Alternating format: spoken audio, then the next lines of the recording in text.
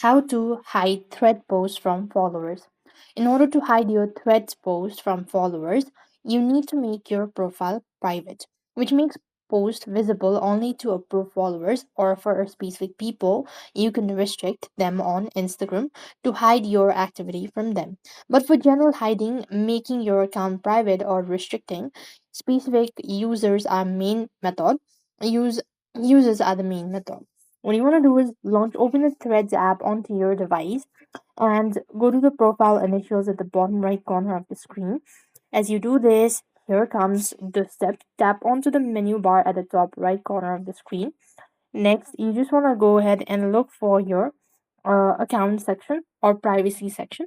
You have these private profile, right? You click onto that and you just want to toggle the button for private profile. And this way you'll be able to hide thread posts from followers. And this is only gonna allow followers or following people in your account to see your post.